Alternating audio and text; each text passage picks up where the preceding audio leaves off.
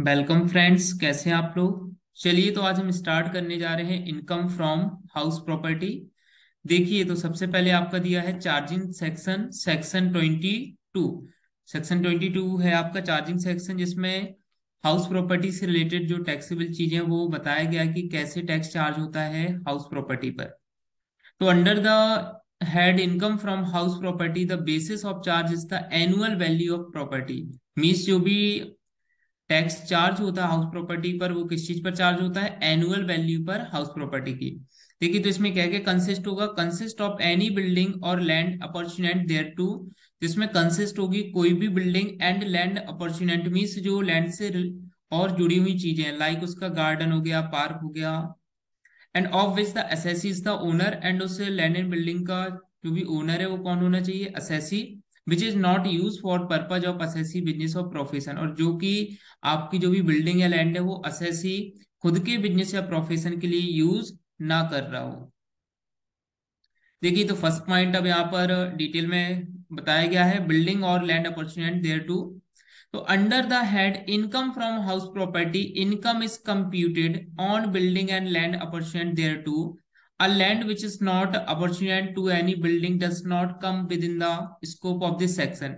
Means जो land से related अगर कोई चीज नहीं है, जो आपकी बिल्डिंग है, मीन्स अगर बिल्डिंग से रिलेटेड कोई अदर लैंड नहीं है तो फिर उसको हम इनकम फ्रॉम हाउस प्रॉपर्टी में इंक्लूड नहीं करेंगे।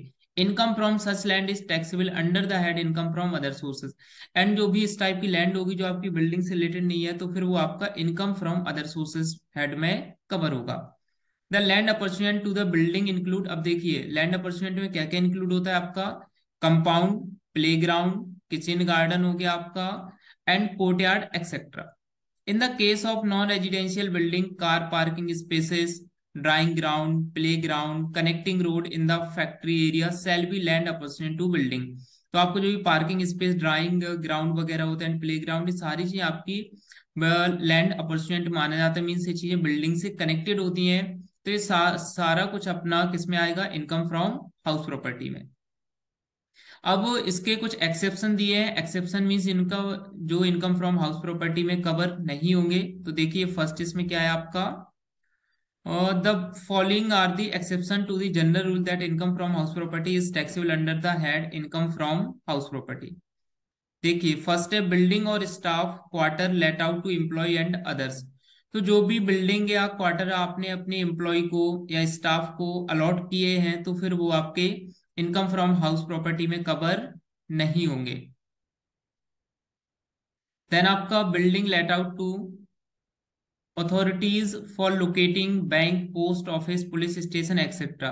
अगर सपोज किसी ने अपनी बिल्डिंग बैंक के लिए या पोस्ट ऑफिस के लिए या फिर पुलिस स्टेशन स्टार्ट करने के लिए लेट किया है, किराए पर दिया है, मीन्स रेंट पर, तो फिर वो आपका इनकम फ्रॉम हाउस प्रॉपर्टी में उससे मिलने वाला रेंट इंक्लूड नहीं होगा।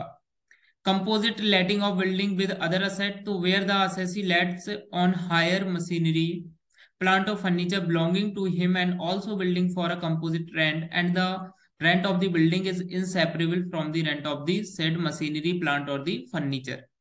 तो देखिए कंपोजिट लेटिंग का मतलब होता है कि आपने बिल्डिंग के साथ साथ, बिल्डिंग में सपोज आपका कोई फर्नीचर था, मशीन थी, प्लांट था, आपने उसको भी साथ में किराए पर दे दिया। बट यहाँ पर जो बिल्डिंग से मिलने वाला रेंट होगा सिर्फ वही आपका हाउस प्रॉपर्टी में इंक्लूड होगा।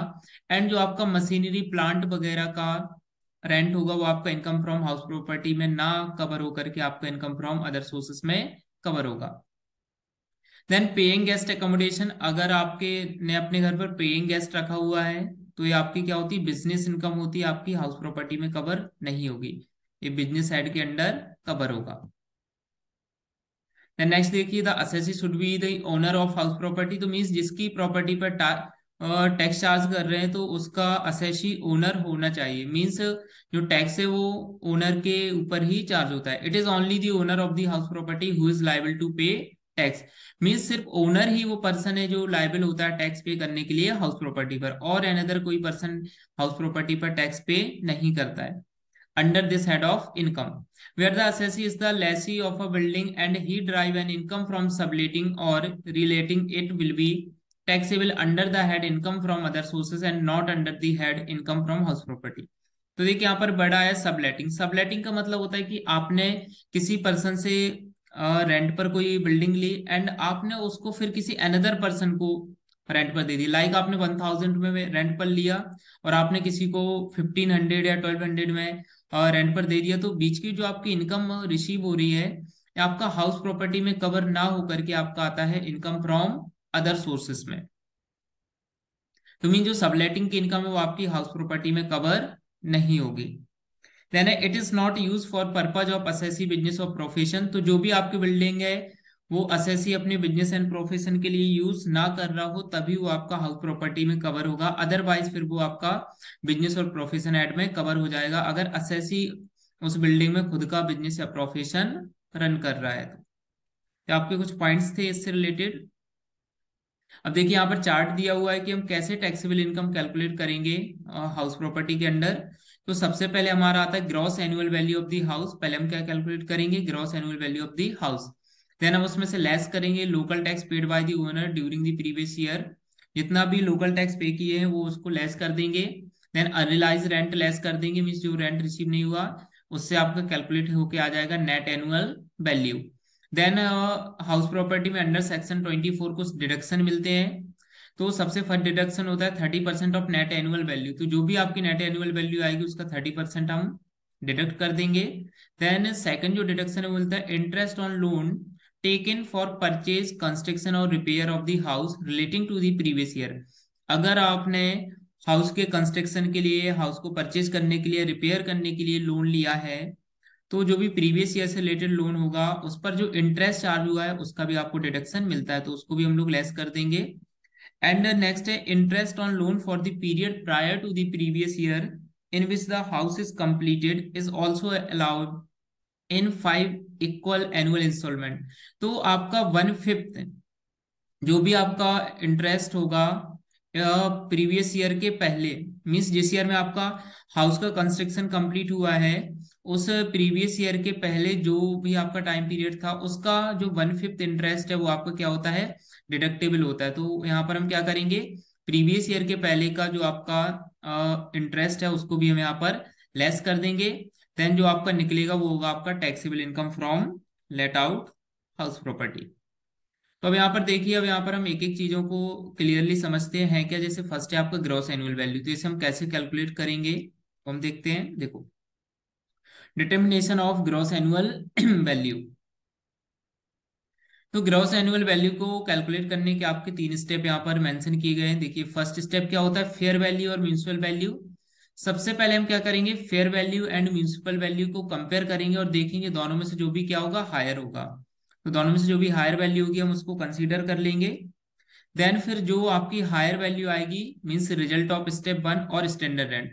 फिर जो आपका फेयर वैल्यू और म्यूनिसिपल वैल्यू में हायर वैल्यू आई थी उसको हम कंपेयर करेंगे स्टैंडर्ड रेंट से एंड देखेंगे इन दोनों में कौन सी लोअर वैल्यू है। तो जो भी विच एवर इज लोअर, तो जो दोनों में से लोअर वैल्यू होगी वो आपका कहलाएगा एक्सपेक्टेड रेंट।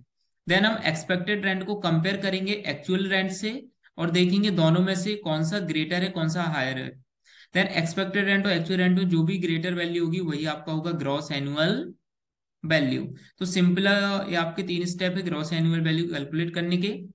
देखिए म्यूनिसिपल वैल्यू क्या होता है, municipal value determined by the local authority for charging house tax. तो जो म्यूनिसिपल वैल्यू कौन डिटरमाइन करता है, लोकल अथॉरिटी चार्ज करती है। फेयर रेंट आपका होता है rent of similar property in the same locality, क्योंकि सेम लोकेलिटी में सिमिलर प्रॉपर्टी का जो रेंट है वो चार्ज हो रहा है वो आपका फेयर रेंट है। And standard rent fix under the rent control act of a state. और जो स्टैंडर्ड रेंट है वो रेंट कंट्रोल एक्ट के अंडर सभी स्टेट अपना फिक्स करती हैं। मीन्स जो आपका एक्चुअल रेंट है वो स्टैंडर्ड रेंट से ग्रेटर नहीं हो सकता है। चलिए नेक्स्ट था आपका प्री कंस्ट्रक्शन पीरियड। देखिए जो आपका, क्योंकि लास्ट में दिया था interest on loan for the period prior to the previous year, तो इसको हम बोलते हैं प्री कंस्ट्रक्शन पीरियड, की प्रीवियस ईयर के पहले जो टाइम पीरियड था इसमें हाउस कंप्लीट हुआ था। तो अब हम प्री कंस्ट्रक्शन पीरियड कैलकुलेट करेंगे कि प्री कंस्ट्रक्शन पीरियड कैसे कैलकुलेट होगा। तो देखिए यहाँ पर कुछ केसेस दिए हैं, date of loan taken and date of completion of construction of the house property. तो अब इन तीनों केसेस में हमें प्री कंस्ट्रक्शन पीरियड कैलकुलेट करना है। लाइक फर्स्ट केस है आपका कि जो असेसी ने लोन है वो कब लिया है, 1 मार्च 2019 को। एंड जो हाउस का कंस्ट्रक्शन है वो कब कंप्लीट हो रहा है, 31 मार्च 2021 को। तो देखिए यहाँ पर जो प्री कंस्ट्रक्शन पीरियड होगा वो क्या होगा, देखिए 31 मार्च 2021 है, इट मीन्स आपका प्रीवियस ईयर इसमें कौन सा होगा, 22, 21। तो जो प्री कंस्ट्रक्शन पीरियड है वो प्रीवियस ईयर के पहले का एज्यूम किया जाता है, तो आपके यहाँ पर pre construction period will be 1 अप्रैल, वो 1 मार्च 2019 से लेकर के आपका होगा 31 मार्च 2020 तक का, क्योंकि 21 तो ये आपका क्या है, प्रीवियस ईयर में आ जाएगा। इसके जो पहले का ईयर है वो आपका इंक्लूड होता है प्री कंस्ट्रक्शन पीरियड में। मीन जिस ईयर में हाउस का कंस्ट्रक्शन कंप्लीट हुआ है उसके जो पिछला ईयर है वो आपका प्री कंस्ट्रक्शन पीरियड में इंक्लूड होता है। देखिए जैसे सेकंड बी केस है, लोन लिया है 31 जनवरी 2020 को एंड कंस्ट्रक्शन कंप्लीट हो रहा 1 अप्रैल 2022 को। तो 1 अप्रैल 2022 को कंस्ट्रक्शन कंप्लीट हुआ, इट मींस कंस्ट्रक्शन किस असेसमेंट ईयर में पहुंच गया, 1 अप्रैल 2022 से लेकर के 31 मार्च 2023। मींस इसके जो प्रीवियस ईयर है वो क्या होगा आपका 1 अप्रैल 2021 से 31 मार्च 2022, इट मींस हम यहाँ पर लेंगे 31 मार्च 2022। तो आपका जो प्री कंस्ट्रक्शन पीरियड है वो होगा 31 जनवरी 2020 से लेकर के 31 मार्च 2022, मीन्स 26 मंथ। सी केस है ऐसी कि 30 सितंबर को आपने लोन लिया है एंड कंस्ट्रक्शन कंप्लीट हुआ 31 2021 को,